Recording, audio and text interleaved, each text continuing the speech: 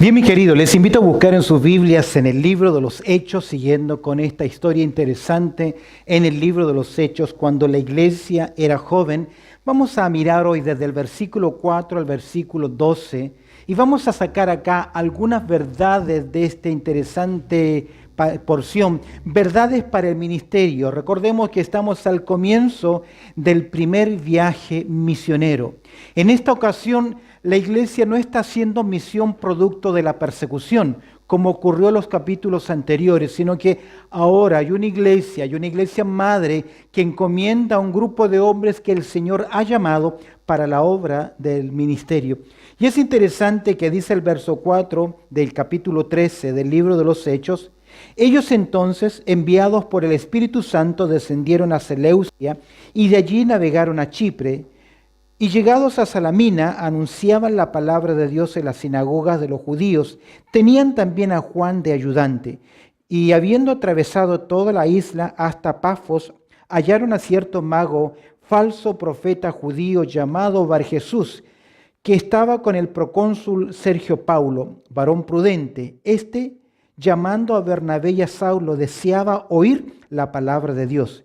Pero les resistía Elimas, el mago, pues así se traduce su nombre, procurando apartar de la fe al procónsul. Entonces Saulo, que también es Pablo, lleno del Espíritu Santo, fijando en él los ojos, dijo: oh, lleno de todo engaño y de toda maldad, hijo del diablo, enemigo de toda justicia, ¿no cesarás de trastornar los caminos rectos del Señor? Ahora pues, he aquí la mano del Señor está contra ti, y serás ciego y no verás el sol por algún tiempo. E inmediatamente cayeron sobre él oscuridad y tinieblas, y andando alrededor buscaba a quien le condujese de la mano.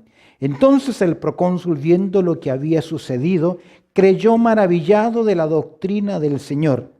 Habiendo zarpado de Pafos, Pablo y sus compañeros arribaron a Perge de Panfilia, pero Juan, apartándose de ellos, volvió a Jerusalén. El comienzo del primer viaje misionero. Quiero que observemos acá algunas verdades interesantes que tienen que ver con el ministerio, que nos afectan a todos nosotros, a cada iglesia, a cada creyente. ¿Qué verdades podemos observar de esta porción aprendiendo de este primer viaje misionero? Sin duda alguna, repasando los primeros 3 versículos, podemos ver la verdad de la designación. La verdad de la designación. Tenemos en primer lugar un ejemplo de ministerio. En esta iglesia en Antioquía, formada por diferentes creyentes de diferentes trasfondos multicultural, encontramos que el Señor tiene asentado un liderazgo que es muy estable. Hay profetas y hay también maestros. Ambos tienen que ver con el ministerio de la enseñanza. Dios le ha otorgado, le ha dado a estas personas este ministerio. Y aquí encontramos el ejemplo de ellos. Se hace mención de 5 personas, ya vimos en el estudio anterior las diferencias de ellos. No hay complicaciones y a veces suele ocurrir que en el ministerio donde tenemos muchas personas, algunos tienen la tendencia de querer sobresalir sobre los otros. Lo que aquí vemos armonía, vemos unidad. Dios va a bendecir esta obra porque hay hombres capacitados que aman el ministerio. Y hemos visto la importancia del llamado del Señor. Un ejemplo de ministerio, vemos también la verdad de la designación, una elección para el ministerio. Es el Espíritu del Señor. Esta iglesia está orando, pidiendo la dirección del Señor, buscando a Dios en oración y también ayuno, ejercicios espirituales importantes en la vida. Y el Espíritu del Señor posiblemente en un culto habló y dijo: quiero que me aparten a 2 líderes de ustedes, que son ¿quién? Bernabé y también Saulo. Los 2 mejores son apartados. Vemos acá el ejemplo de ministerio, hombres desarrollando sus dones, pero también vemos la elección para el ministerio. Vemos que es Dios quien elige, quien llama. Sabemos que está ahí Saulo. Nosotros lo conocemos por el gran apóstol Pablo. Aún es conocido como Saulo de Tarso, y cuando es llamado y es mencionado, aparece en último lugar. Es interesante este dato. Ahora encontramos no simplemente la elección para el ministerio. ¿Quién elige? Es el Espíritu Santo quien dice: apartadme a Bernabé y a Saulo para la obra que yo los he llamado, y encontramos en verso 3 que la iglesia, ¿qué hace con ellos? Entonces, habiendo ayunado y orado, les impusieron las manos y ¿qué más? Los despidieron, los encomendaron. Aquí vemos la encomendación al ministerio. No simplemente vemos acá el ejemplo de ministerio, creyentes sirviendo, vemos la elección soberana del Señor, pero también vemos la encomendación, cómo una iglesia se identifica con sus líderes. Creo, mis queridos, que todo hombre llamado al ministerio debe tener un tiempo de preparación y un tiempo de reconocimiento de una iglesia local, que dé testimonio que es un hombre de Dios que tiene las capacidades para el servir. Dios no puede llamar a otras personas que no estén involucradas dentro de la obra. ¿Quiénes son los llamados? Son personas que estaban involucradas dentro de la obra del Señor. Es imposible que usted pretenda hacer ministerio hacia afuera si no tiene un ministerio dentro de su propia iglesia. ¿Quiénes fueron llamados? Aquellos que eran parte del liderazgo de la iglesia. Veo que es la iglesia local la que está enviando a los misioneros, y veo que la iglesia local se identifica con ellos a través de la imposición de manos. No se equivoque, la imposición de manos no es transferencia de poder, sino que sencillamente se identifican ¿qué? Con ese ministerio. Se identifican en dos áreas de necesidad que todo misionero, que todo enviado del Señor tiene. En primer lugar, la necesidad espiritual. Esta iglesia se comprometió ¿a qué? A orar por ellos. Muchas veces nosotros no sabemos cómo orar por misión o misioneros. Pero un misionero que está en lugares nuevos enfrenta muchas dificultades, muchas crisis, mucha oposición, y necesita detrás de ellos un respaldo en primer lugar en oración. Pero en segundo lugar, no simplemente hay un apoyo espiritual, sino que debe haber también un apoyo material o económico. Y eso tiene que ver con el soporte económico. Es por eso que creo que cuando hay iglesias que apoyan a misiones, Dios bendice esa iglesia. ¿Te has fijado que la mayoría de las iglesias, cuando tienen dificultades económicas, lo primero que corta son los apoyos hacia los misioneros? ¿Cómo Dios puede bendecir una iglesia que no está dispuesta también a qué? A dar. Recuerda que la enseñanza bíblica, el patrón bíblico es más bienaventurado es dar que recibir. El que siembra, el que escasamente también va a cosechar. Veamos ahora en segundo lugar, a modo de repaso, vimos la verdad de la designación, es Dios quien está obrando en el ministerio.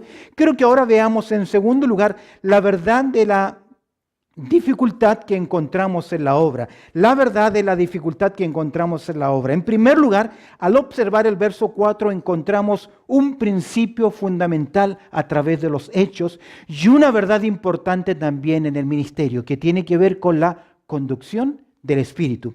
Ellos entonces, dice el texto, enviados por el Espíritu Santo. Es el Espíritu Santo quien envía. Lo vemos en esta dependencia. Estos hombres están en dependencia. La idea entonces fueron enviados por el Espíritu Santo. Significa que fue el Espíritu quien va guiando a estos creyentes. El Espíritu Santo los va a llevar a cierta situación y en cierta forma van a llegar a un lugar donde van a enfrentar problemas, oposición.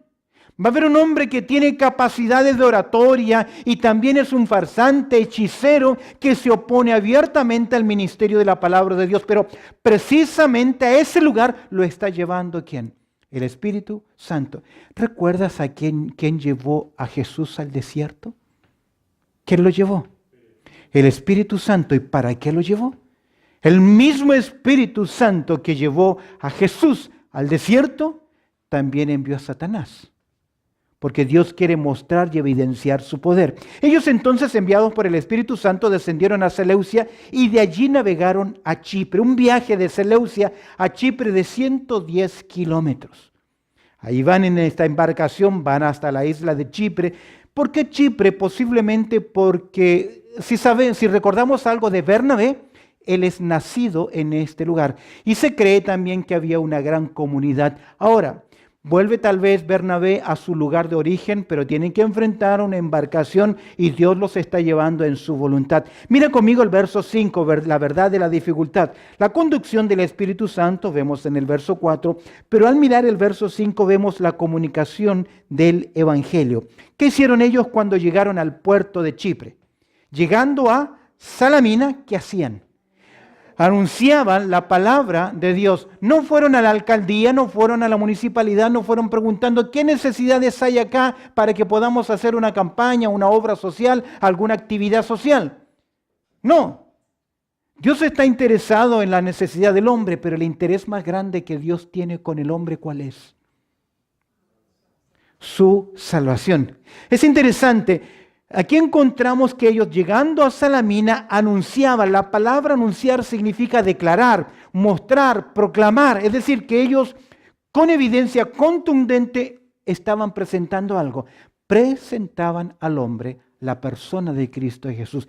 Recordemos que es Romanos capítulo 10, verso 17, que dice que la fe viene por él y el oír, ¿qué cosa? La palabra de Dios. Ahora, tengamos cuidado porque a veces presentamos a Jesús que soluciona todos los problemas, queridos. Jesucristo no vino a esta tierra para solucionar los problemas matrimoniales, los problemas de pobreza, los problemas de escasez. ¿Sabe a qué vino Jesús a esta tierra? A solucionar el problema más grande. ¿Cuál es? El problema del pecado. Y sabemos por las Escrituras que todo hombre y mujer que se sujeta a los principios de la palabra de Dios podrá tener un matrimonio mejor. Pero el Señor no vino a restaurar los matrimonios. ¿A qué vino Jesús? Él vino a buscar y salvar lo que se había perdido. ¿Y qué hacen estos discípulos? Me encanta cuando Pablo está hablando a los hermanos de Corinto en su segunda carta. Pablo les dice, y no nos atrevemos, dice Pablo, a predicarnos a nosotros mismos. A los griegos les gustaba la oratoria, les gustaban, y a veces pasamos tanto tiempo en testimonios y testimonios y dejamos a un lado algo importante. Mira conmigo en 1 Timoteo capítulo 4, verso 13, el gran consejo del apóstol Pablo a Timoteo. 1 Timoteo, allá en el capítulo 4, versículo 13.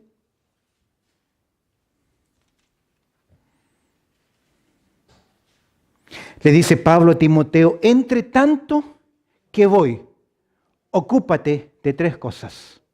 ¿Cuáles son? Lectura, la exhortación y la enseñanza.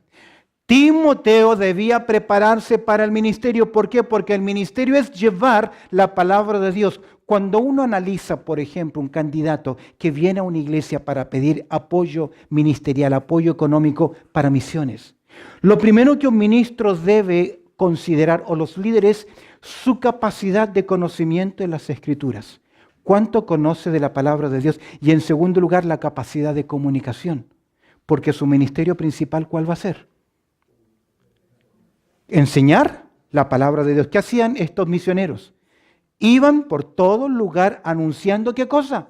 La palabra de Dios. Y Pablo le dice a Timoteo, dedícate a la lectura, que tiene que ver conocimiento. Dedícate a la exhortación, que tiene que ver con el consejo bíblico. Y dedícate a la enseñanza, que tiene que ver con las convicciones, que no se dejen mover fácilmente. Volviendo a Hechos capítulo 13, vemos la comunicación del Evangelio. El verso 5 dice, llegando a Salamina, anunciaban la palabra de Dios. ¿En dónde? En las sinagogas de los judíos. ¿Por qué la sinagoga de los judíos? Porque en primer lugar, porque encontramos que en Chipre hay bastante comunidad judía. Y Pablo, como es un judío, es un hebreo, también es un fariseo, no tiene ningún problema de llegar a un lugar donde los hombres iban ¿a qué? A compartir. Ahora, la liturgia que tenían las sinagogas es interesante. Todo hombre, todo varón tenía derecho a dar su interpretación o su opinión acerca de la palabra de Dios. ¿Recuerdas cuando Jesús es invitado y él busca en el profeta Isaías, se sienta y luego lo comenta? Pablo tiene la oportunidad entonces, ahí hay un auditorio que quiere conocer acerca de Dios, hay un grupo de personas, aún sabiendo, Pablo, que su llamado sería ¿a quiénes? A los gentiles. Vamos a ver que siempre el método de Pablo fue llegar donde habían personas. Cuando no hay una sinagoga, él llega a un lugar donde se reúne la gente. Cuando llega Pablo a Atenas, se reúne en el Areópago, donde se reunía la gente a escuchar los oradores principales que pasaban por aquel lugar. Mira conmigo el verso 5, la colaboración en el ministerio. A modo de comentario, el doctor Lucas en su escrito nos dice que llevaron a un muchacho como ayudante. ¿Quién es este? Juan. En nuestras versiones dice el sobrino de Bernabé. Lo más seguro que es el primo. La palabra que se utiliza es más primo que sobrino. Es decir, el pariente de Bernabé. Tenían también a Juan, ¿de qué? No dijo el Espíritu Santo apartarme a Juan Marco para el ministerio. Dios llamó ¿a quién? A Bernabé y Saulo, pero aquí encontramos que hay un joven que está aprendiendo también el ministerio. Dice que lo llevaron como ¿qué? Ayudante. Es interesante que la palabra ayudante significa remero. Es decir, que lo tenían como un auxiliar. No dice el texto que él predicaba, que él enseñaba, por ahí era el que cargaba los folletos. Como aquel hermano que les conté que le encantaba, que su ministerio era llevarle el acordeón al pastor donde fuese a predicar. Él era un ayudante dentro de la obra, pero aprendo algo aquí interesante. Siempre líderes deben estar trabajando con otras personas para que ellos también sean formados. Es tremendo cuando líderes dejamos la obra y no dejamos a un Timoteo o a alguien en la obra.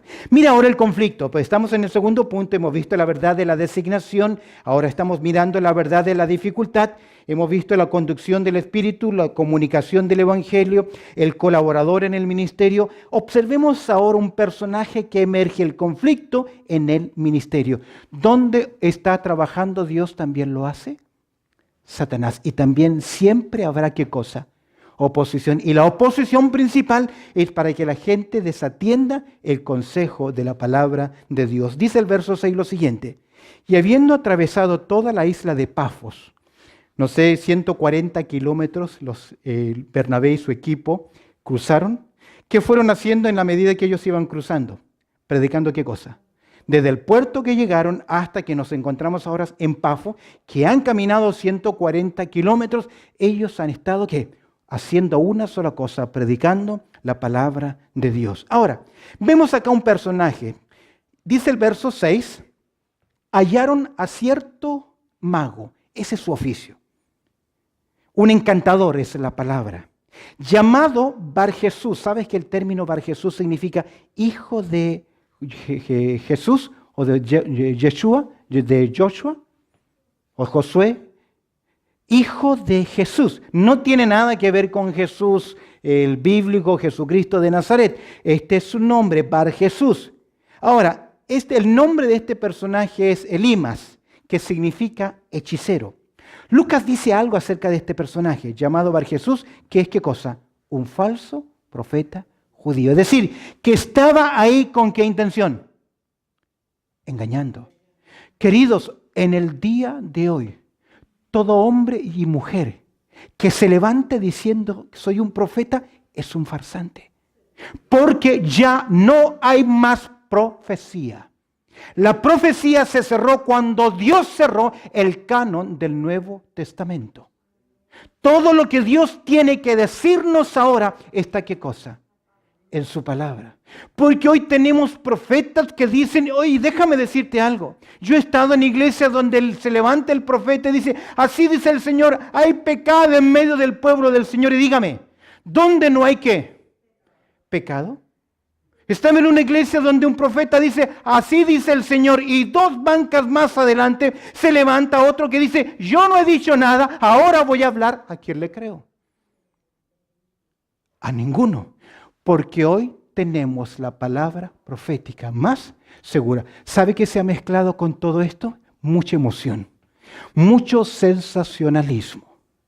Y este hombre es un falso profeta. Ahora, óigame bien, en el tiempo del libro de los Hechos sí habían profetas. Pero claramente el apóstol Pablo en 1 Corintios capítulo 10 dice que la profecía, la ciencia y las lenguas acabarían cuando viniese lo perfecto.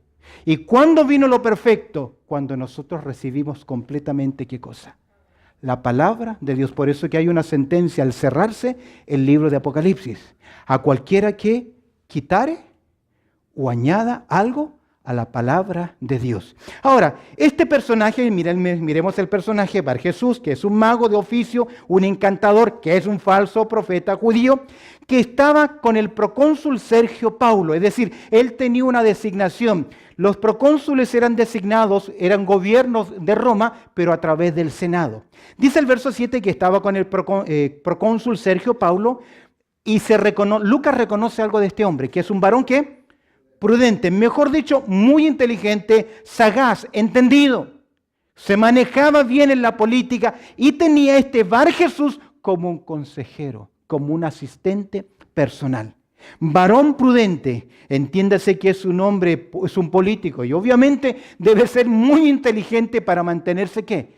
En la política. Ahora, mira qué interesante, llamando a Bernabé y a Saulo, deseaba oír ¿qué cosa? La palabra de Dios. Qué interesante. No sé si te has topado con personas que quieren oír la palabra de Dios. Ahora, hay dos tipos de personas. Hay gente que tiene esa hambre, esa necesidad. Posiblemente ha oído de estos predicadores, de Bernabé y de Saulo, porque a través de todo Chipre, ellos por 140 kilómetros fueron predicando ¿qué cosa? La palabra de Dios. Pero hay gente que quiere oír solo por información. Yo conozco gente que conoce mucho más Biblia que nosotros, pero solamente quieren oír. Aquí encontramos que llamó a Bernabé y a Saulo y deseaba oír la palabra de Dios. Me encanta, deseaba oír. Y Lucas es específico. La palabra de Dios. Es evidente que este hombre tenía ¿qué cosa? Un vacío en su vida. Mira el verso 8, el propósito de este personaje. Pero les resistía Elimas, el mago. ¿Qué hizo este personaje? Instrumento satánico comenzó a contradecir, a negar las afirmaciones de Bernabé y de Saulo, convencido de que si Sergio Paulo le prestaba atención, posiblemente Bar Jesús iba a quedar ¿qué cosa? Sin trabajo. Ahora, este personaje, Elimas, está ejerciendo la misma función de Satanás. Resistía Elimas al mago, pues así se traduce su nombre, procurando apartar de la fe ¿a quién? Al procónsul. ¿Qué es la intención de Satanás? Que dice 2 Corintios 4:4, el Dios de este siglo que hizo, cegó el entendimiento de los incrédulos para que no le resplandezca la luz del Evangelio. No sé si recuerdas en Mateo capítulo 13 cuando Jesús habló de cierta semilla que caen ahí y no penetra la tierra. Vienen las aves y se la comen. Las aves son la obra de Satanás tratando de sacarle la palabra de Dios ¿a quiénes? A los hombres. Por eso que cuando se predica el Evangelio hay una lucha espiritual tremenda. Aquí encontramos a este personaje que vemos acá que está confrontando, procurando apartar la fe del procónsul. Mira el verso 9. Algo ocurre con este personaje. Entonces, mira lo que dice, vamos a ver ahora su pérdida. Hemos visto en este caso el personaje, su propósito. Veamos ahora lo que ocurre con él, su pérdida. Verso 9. Entonces, ¿quién? Saulo. Y mira el comentario de Lucas, que también es Pablo. Para que no se pierdan sus lectores, este comentario de Lucas es porque aún Pablo no es el líder principal. ¿Recuerdas que el procónsul mandó a buscar a quién? Primero a Bernabé y luego a Saulo. Ahora el escritor nos dice que algo va a ocurrir. Se va a hacer, presta atención, se va a hacer evidente el llamado y la capacitación que Dios le ha dado a Saulo de Tarso. Porque Saulo de Tarso ha sido dotado con el don de apóstol. ¿Qué significa que Saulo sea un apóstol o que Pablo sea un apóstol? Que él tiene ¿qué cosa? Las señales apostólicas. ¿Cuáles son esas señales apostólicas? Según a los Corintios capítulo 12, verso 12 lo dice. Señales, prodigios y milagros. No todos los creyentes en el libro de los Hechos estaban haciendo milagros. Si usted lee bien, no encontrará más de 16 personas que lo hacen. Y principalmente tiene que ver con los apóstoles. Porque el don de sanidad en ese tiempo tenía que ver con respaldar la autoridad apostólica. Por eso el escritor Lucas nos dice, entonces Saulo, que también es ¿quién? Pablo, mira que dice el texto, verso 9, lleno del Espíritu Santo. ¿De qué otro poder puede estar lleno un creyente? Vemos la gran dependencia en el ministerio. ¿Quién lo llevó hacia el ministerio? El Espíritu Santo. Y ahora este hombre, ¿qué significa lleno? No es saturado, no es verter, no es poner adentro. Llenura significa ser controlado, guiado por el Espíritu Santo. Lleno, guiado, controlado por el Espíritu Santo. Aquí vemos un poquito a Saulo que se molesta. ¿Qué es lo primero que hace? Fijando en él los ojos. ¿A quién comienza a mirar? A Elimas, a Bar Jesús. Fijando en él los ojos, es decir, le pegó una mirada penetrante. ¿Está fijado a veces cuando nos miran seriamente? Porque no están de acuerdo con lo que estamos haciendo. Bueno, uno lo sabe, todo cónyuge lo sabe. Mirándolo, ¿qué cosa? Fijamente, dice el texto, dijo. Aquí vemos la autoridad de Pablo. Fue fuerte, fue severo, fue con intención. Oh, lleno de todo engaño y de toda maldad, expresión llena de emoción. Le está diciendo, tú eres un engañador, tú eres un traicionero. Otras versiones dicen lleno de todo engaño y de fraude. Eres un fraude, eres un impostor, eres un pseudo profeta. Y se lo dice con autoridad. Casi la misma autoridad que tuvo el Señor Jesucristo en Mateo 23, cuando le dijo a todos los líderes religiosos, a los fariseos, hipócritas. Sin faltar respeto, Pablo con autoridad le dice algo que cala profundo. ¿Cómo lo llama? Hijo del diablo. Oye, esto es interesante. En vez de ser hijo de salvación, es hijo de perdición. Es Bar Satán. No Bar Jesús, hijo de perdición. Déjame decirte algo. Las mismas palabras del Señor Jesucristo. En Juan capítulo 8, verso 44. El que comete pecado esclavo es de Satanás. Permíteme hacer un comentario acá. La humanidad no está dividida por clases sociales, por políticas, por religiones, por etnias, por raza, por colores. La humanidad está dividida por dos aspectos, condiciones espirituales. O eres un hijo de Dios o eres un hijo de Satanás. No hay término medio. Presta atención, no hay término medio. O usted ha llegado a la convicción en su vida espiritual que es un hijo de Dios, o si no es un hijo de ¿quién? De Satanás. No hay más. No hay terreno intermedio. No hay tierra de nadie. O está en el camino ancho o está en el camino angosto. Va a la vida eterna o va a la condenación eterna. Y Pablo se lo dijo claramente. Ahora, ¿y usted en qué terreno está? ¿Puede decir con libertad, yo soy realmente un hijo de Dios? Enemigo, le dice Pablo, ¿de qué? De toda justicia. Te opones a la verdad. En Romanos capítulo 1 dice que los hombres malos impiden la justicia de Dios. Enemigo de toda justicia. ¿No cesarás de trastornar los caminos rectos del Señor? Mira el verso 11. Ahora pues, y aquí la mano del Señor, ¿qué? Está contra ti. ¿Sabes que en el libro de los Hechos aparece la mano del Señor a favor del pueblo del Señor? Pero aquí vemos que la mano del Señor está ¿qué? En contra de alguien. Mira lo que dice el texto. Ahora pues, he aquí la mano del Señor está contra ti y serás ¿qué? Ciego y no verás el sol por algún tiempo. Ahora, ¿qué dice el texto? ¿Qué dice el texto? Mira la autoridad apostólica. E inmediatamente cayeron sobre él oscuridad y tinieblas. Dos cosas interesantes. ¿Qué le pasó a Pablo cuando se encontró con Jesús? Lo mismo, ¿o no?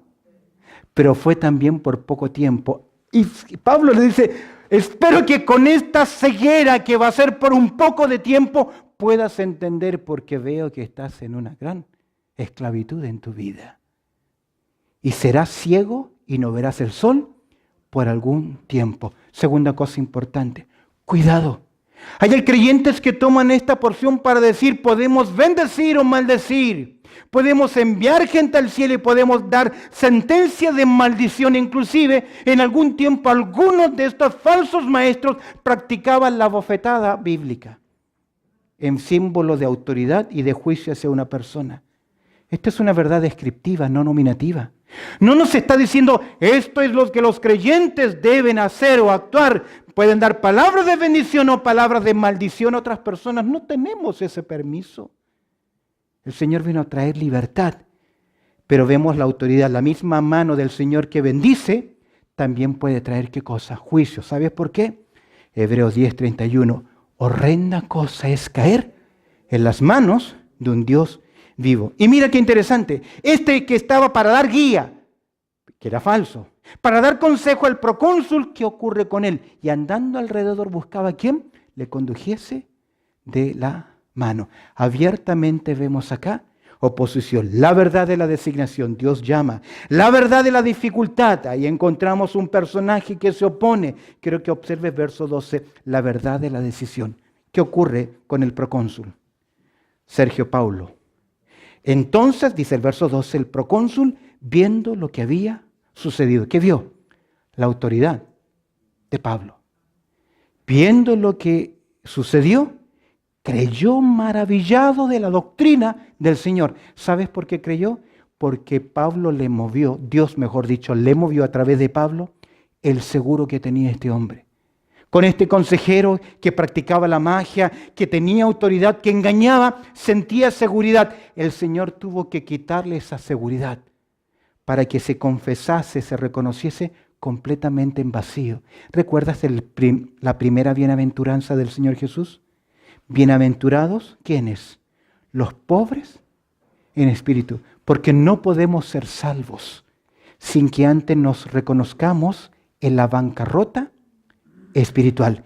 Y creyó maravillado de la doctrina, de la enseñanza, del mensaje del Evangelio. En el ministerio tenemos que estar seguros que Dios nos ha llamado. En el ministerio debemos estar seguros que siempre habrá oposición, pero en el ministerio también debemos estar seguros que siempre habrá salvación.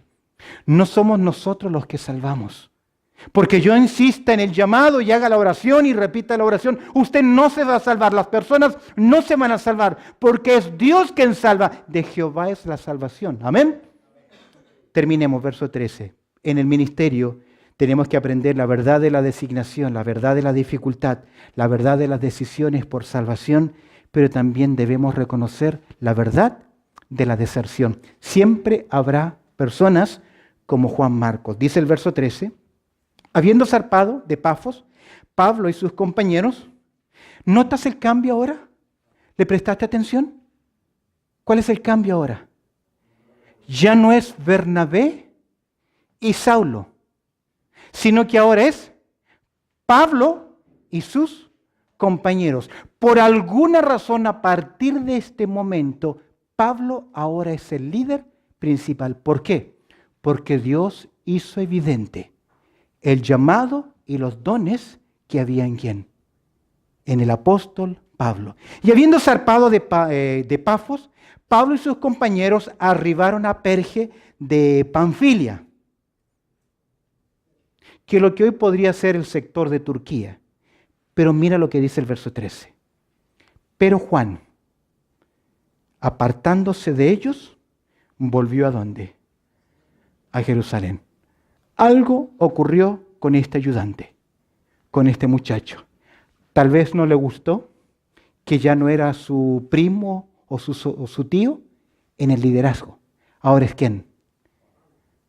Pablo. Tal vez no le gustó. Tal vez se sintió incómodo porque estamos hablando de horas de viaje en barco y peligros. A veces queremos servir al Señor donde me quede cerca, no hay espíritu de sacrificio, no hay disposición, si me conviene lo hago, si no lo conviene no lo hago. Así no es el ministerio. Si el Espíritu del Señor te llamó, debemos pagar el precio del ministerio y dar la cara. El cambio del liderazgo, la incomodidad del viaje, temor a lo desconocido o la oposición. Recuerda para Jesús, y dijo, si al solo comenzar hay oposición así, tal vez este muchacho pensó, yo no quiero eso para mi vida. O a lo mejor extrañaba a su mamá, porque se regresó a la casa de María, su madre, allá en Hechos capítulo 12. Pablo, en Hechos capítulo 15, cuando Bernabé le dice, vamos en el segundo viaje, llevemos a Marcos como ayudante, Pablo dijo, no estuve de acuerdo porque él no quiso llevar al que se había apartado. Hechos 15, 38, el que había desertado. Déjame decirte algo que muchas pueden ser las razones, pero siempre es temprano para abandonar el ministerio. Muchos dicen, termina conmigo en el apunte, muchos dicen Dios me ha puesto, Dios me ha llamado, Dios me ha dado, Dios me ha guiado, y luego abandonan la obra. Me pregunto, ¿qué Dios les ha llamado?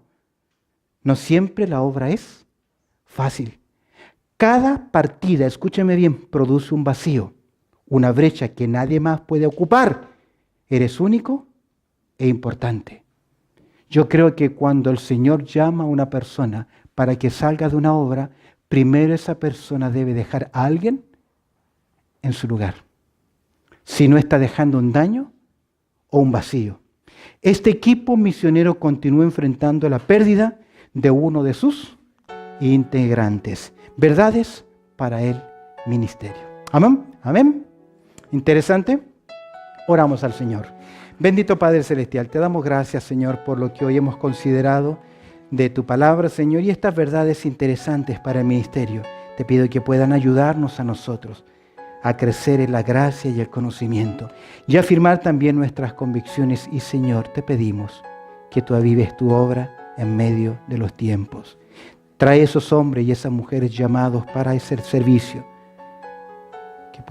que podamos contar con hombres y mujeres fieles a tu llamado a la obra.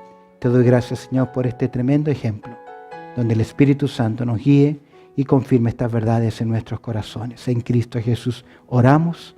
Amén y amén.